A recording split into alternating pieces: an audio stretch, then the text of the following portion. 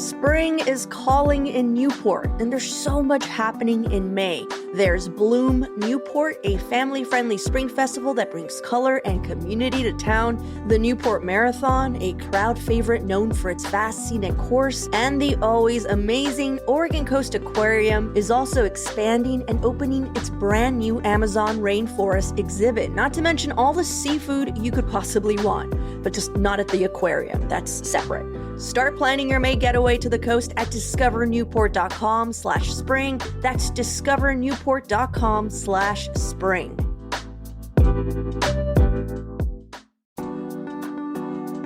The International School of Portland is celebrating its 35th birthday this year. It's one of only 2 schools in the entire United States that has 3 full language immersion programs under one roof, teaching in Chinese, Japanese, and Spanish. It's also the first school in the Pacific Northwest to offer the renowned International Baccalaureate Primary Years program. They're now enrolling students from preschool to 5th grade for fall of 2026. Sign up for a personal tour at intlschool.org. This is CityCast Portland. I'm Claudia Meza, and this is what Portland's talking about.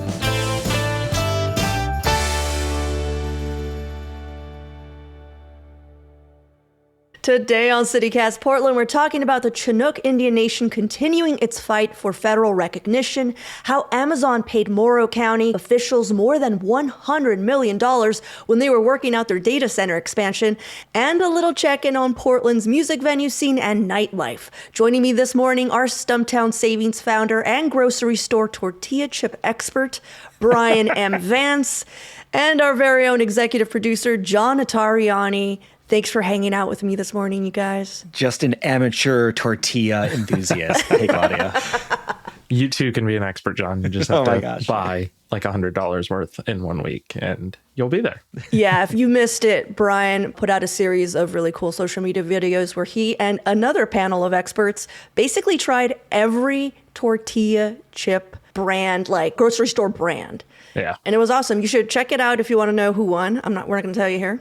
As most listeners know, before we jump into the news, I always ask an opening question so anyone new can get to know our guests a little better. And today's is based on Trump sending ICE agents to airports across the nation to help cover TSA shortages amid the Department of Homeland Security shutdown. If you're chronically online, like I am, you probably saw video after video of ICE agents standing around doing absolutely fuck all and still getting paid more than TSA staff. Because it seems you need actual training to run TSA security checkpoints, and they don't have any. So they're just standing like, TSA's like, we can't use them for anything. They don't know how to use the machine. So anyhow, as of taping today, Port of Portland has confirmed that ICE agents will not be sent to PDX and that actually there are no travel impacts at PDX and security line wait times are normal, even taking spring break into account, proving once again that PDX is the best airport in the nation. Not only is getting through security usually a breeze, vendors at the airport cannot jack up prices. So my question to you both is, what is your must-have snack or meal at PDX, like the thing you look forward to the most when flying out? Oh my gosh, there's so many good options at PDX. For sure. I'm actually not I don't like to have a big meal right before I get on a plane because then you feel sort of bleh.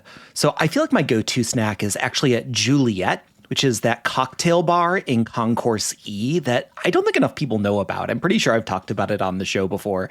It's like a women in aviation themed cocktail bar. And they've got this really lovely mezza plate with like hummus and olives and cucumber and pita. It's just like a really nice little snack. And they have really good cocktails. So you can have a nice little snack, have a cocktail, and just enjoy your time at the airport. John, I went to Juliet because of you, because I flew out of E. And I was so excited. You're 100% right. Best cocktail, such a sweet vibe. What about you, Bryan? Honestly, I don't have like a specific favorite that I go to over and over again. But one of my favorites is just getting like handmade pasta at Grassa at the airport that doesn't cost a lot. Though my next flight is at like 6 a.m. on a Sunday, so I'm not going to be able to get that. But get the Amatriciana at 6 a.m. But yeah, honestly, it's like the fact that you can get that and it's not, $100 is pretty badass. Yeah, because I recently flew out of Concourse E because it's the international concourse. I'm usually a sea gal. I discovered Bambuza Vietnamese Kitchen, which actually Yeah. I think exists in C, but in the Concourse E, it's a sit down. So they have drinks and whatever. And 'cause after Juliet kicked us out because they closed really early, we were like, well, we're just still hanging out. So we went to Bambuza and they had one of the best banh mi's I've had. Brian, you have to try it. Oh, It was man. so good and it was so cheap and it was so big. Better So than House of Banh Mi? I'm just saying. Okay. And I was very surprised. So just a heads up for all the banh mi heads out there, Bambuza Vietnamese Kitchen, PDX. Okay. Oh, that's a great tip. I'm going to look that up next time I'm there. Heck yeah. On to the news of the week. Brian, you're starting us off. Why is it so important for the Chinook Indian Nation to gain federal recognition? Yeah, I mean, the weird way this works in America is tribes are seen as sovereign nations only if the federal government recognizes them. And they only get the benefits that come with sovereignty if the federal government recognizes them. So the Chinook Indian Nation, they have been fighting for over 100 years now to gain federal recognition. And because they don't have it, that means they don't get access to the Indian Health Bureau. They don't get access to various benefits that are provided to tribes around the country.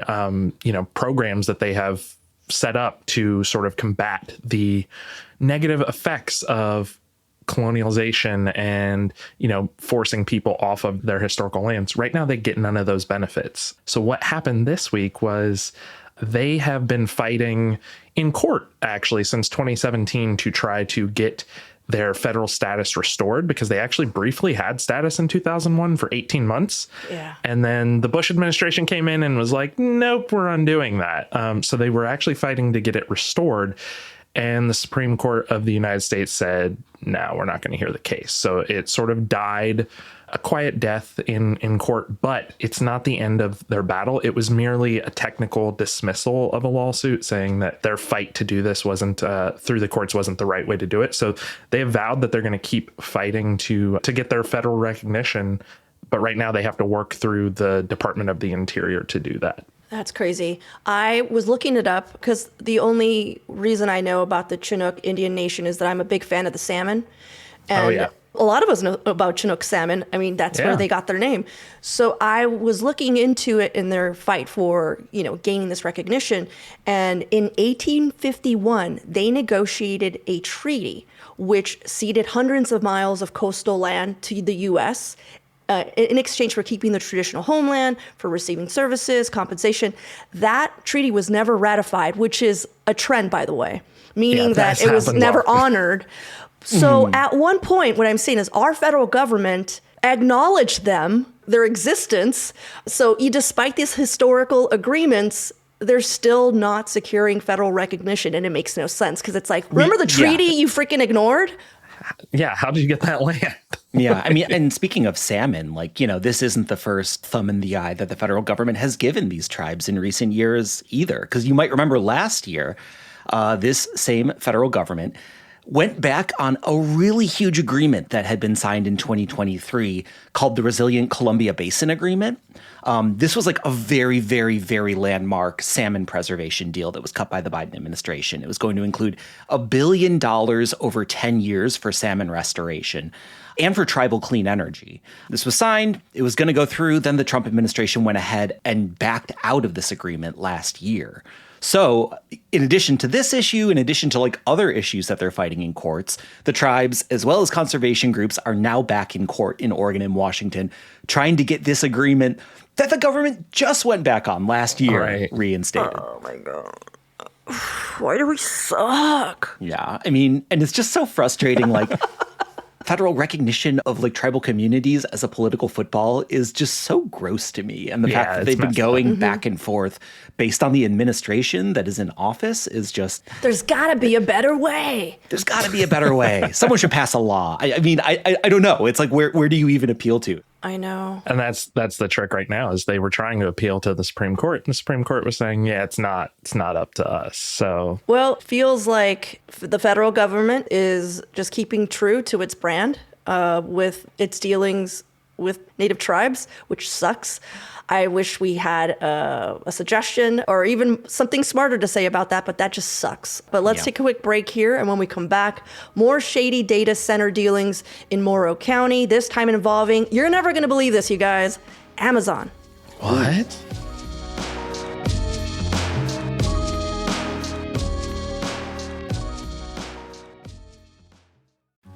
Hi, CityCast listeners. This is David Plotz. I'm the CEO of CityCast, but I also have another job. I'm one of the hosts of the Political Gabfest, Slate's politics podcast.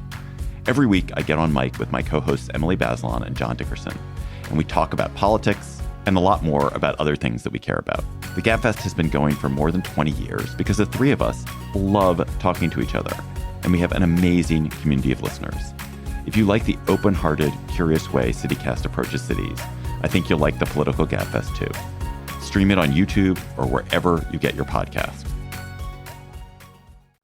In another Oregonian article investigating Morrow County's shady data center dealings, reporter Mike Rockaway uncovered that while in negotiations with Morrow local public officials, Amazon spent something more than $100 million buying internet services from a small fiber optic business that belonged to said local public officials. So to catch you up, the Oregon Department of Justice have already brought civil charges last year against 8 people connected to Windwave Communications for a completely separate deal where they sold that company to themselves for a fraction of what it was worth, which is not good.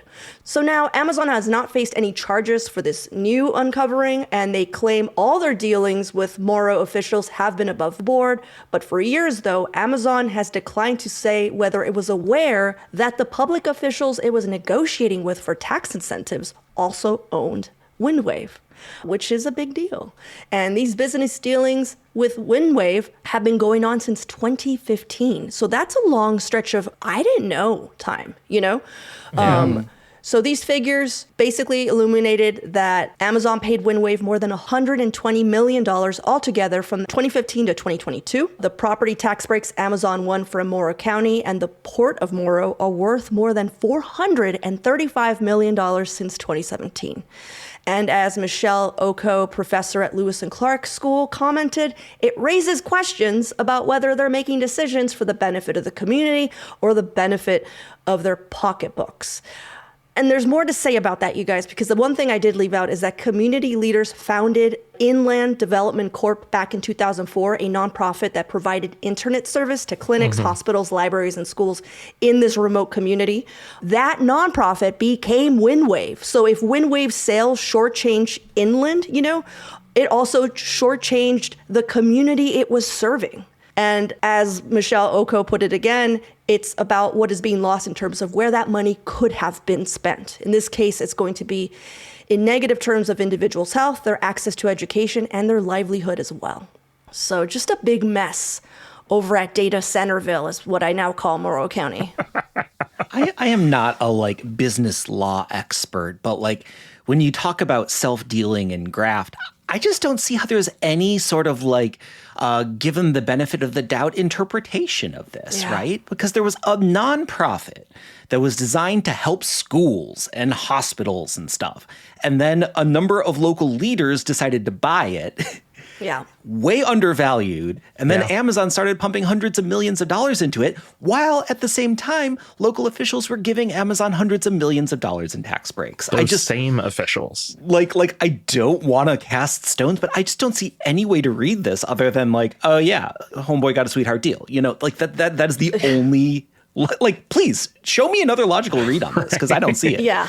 Make it make sense. The one thing that did hit me though, which is, I don't know, it just made me feel a little grateful for our local officials right about now. At least they're not selling all of us out to Amazon. That was just well, at least that's not happening.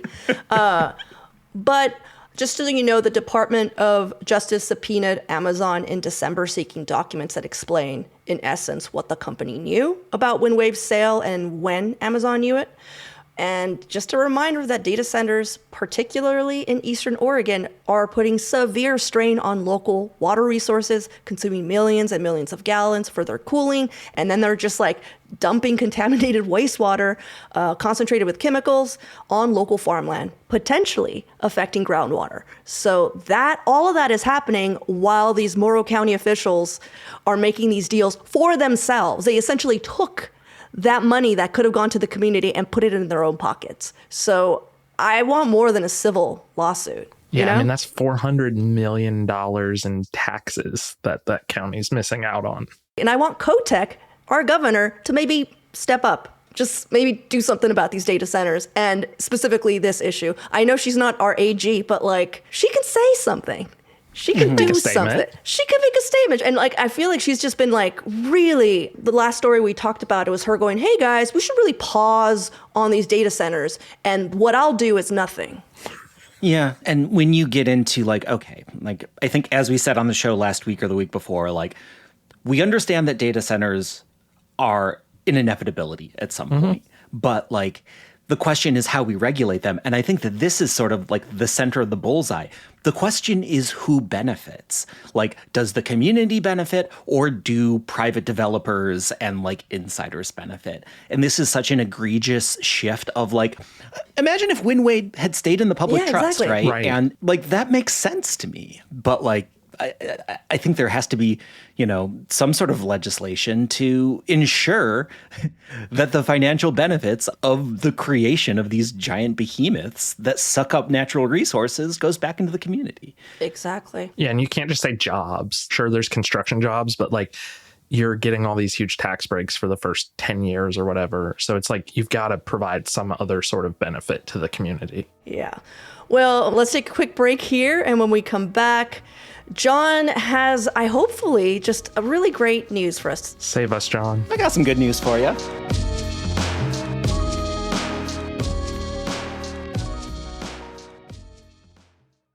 All right, John, save us from our doom. I am happy to help, and a huge shout out to Ryan J. Prado at Portland Mercury, who assembled a lot of this reporting in a really great story that they put out, taking a look at sort of the state of live music in Portland. I'm going to start with a little bit of the dark before we get to the light. Like so many businesses, live music venues in Portland are facing a ton of instability. We've seen a number of like pretty high profile closures over the last year or year and a half. The Landmark Saloon closed down, Lollipop Shop closed down, The Heights. And then, a number of other venues that have been longstanding in the community are shifting to different models or like having to move or get delayed. The Fixing To in St. John's is now a barcade, which is awesome, but not a live music venue. Yeah, that's way different. Yeah. The Doug Fir, which, had this really high profile plan to move to a new venue. They've gotten caught up because of permitting issues. Permitting! I know. So why is this happening? Like, there's the very clear reasons of everything affecting every business in the world. Macroeconomic issues, inflation, thin profit margins, and like also just cultural shifts, like the kids aren't drinking as much booze. And that's how a lot of live music venues stay open. But the really big thing to focus on is also the city bureaucracy. We live in Portland, and permitting is really cumbersome. Zoning is really cumbersome. There's like other bureaucratic issues, let alone issues with landlords and things like that. All of this sort of just creating a really unstable future for a lot of venues that already are working on like very, very slim margins. Yeah. Well, to the rescue, City Council President Jamie Dunphy. He has long been a supporter of live music in Portland, and he's pushing a handful of ideas forward. One of the things he's proposing is, can we expand city arts funding to include live music venues rather than just nonprofits? Also looking at protecting venues via changes to zoning. There's sort of the noise protection issue of like noise ordinances can make it really, really difficult for venues to operate. Yeah. And then the big idea that I think we're all excited about, that we've talked about plenty on this show, is the proposal of potentially creating a night mayor. Night pause mayor. Night pause mayor. Not a nightmare. Not a nightmare. That's a nighttime economy manager. We talked about it plenty of times here on this show. The idea of having somebody who is in charge of sort of paving the way and dealing with these bureaucratic issues for venues and places that are open at night, the same way that the venues and businesses and organizations that operate during the day already sort of have that person to turn to at City Hall. So, not like the brightest moment for all of these spaces, but a lot of really exciting stuff sort of in the water that could really help these spaces here in Portland. There's momentum. Yeah. Yeah. I want to just share how convoluted our permitting system is. Yeah. As you know, I've been renovating my house for 100 years now. And I've actually been able to negotiate prices lower if I get the permit. Like, if I already have the permit in hand, they're just like, awesome. Then Because they don't want to deal with it. Because they don't want to deal with it. Oh my gosh. And I need you to know that when I call the city, because I have time, they're contractors, they have like a bajillion jobs, right? They're doing a bunch of jobs. Yeah, when I call them to talk to them, just freaking sweethearts. So know that the city wants to give you a permit. It's the system. Like, the people who work at these permitting offices or zone, like, they're so nice. They like want to help. They ask questions. They're like, "Oh, that's pretty cool. That's what you're going to do." Do you know what I mean? Like, They're interested. really, yeah. So it really is the system. So I really hope this city council is able to figure that out. Portland, the city that permits. Well, as my promise to not make everything doom and gloom, Ryan's article also does point out a number of new venues that have opened recently that are really exciting.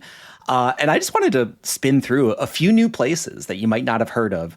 There are new places in Portland to see live music or to experience music communally that I think you should all check out. So first of all, The Offbeat. This is a new all-ages venue that has been in the works for a long time, put together by the people behind Friends of Noise, which is a really just incredible, like, wonderful organization that helps teens and like people underage experience live music. They've got their own space in Kenton that has just opened, which is so cool. There's this place called Monospace, which is in the Pearl. And I haven't been here, but I'm really into the idea of it.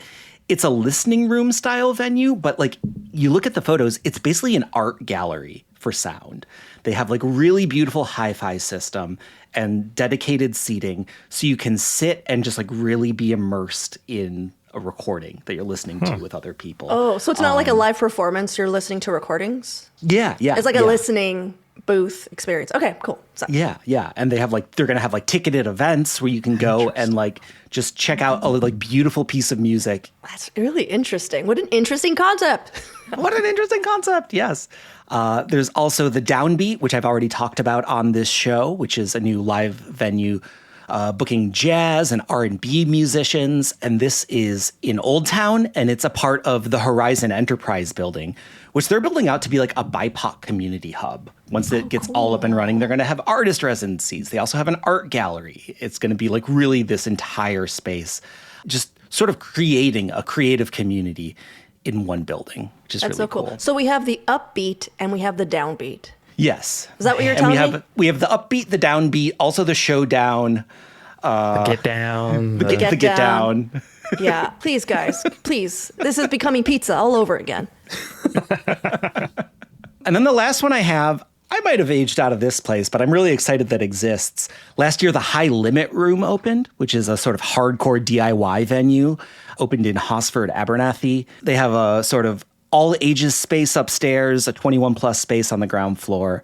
They're also really moving towards like helping kids book their own shows there and stuff too. That's So, awesome. Cool. I think despite all of these issues, the kids are all right. There's like cool shows to go to and a lot of great stuff to check out that's coming online in Portland. Cool. All of that momentum, possibly a night pause mayor. I'm liking this. Maybe it'll stop being a nightmare. Oh my God. I'll see myself out. We were in a good place, Brian. We were in a good place.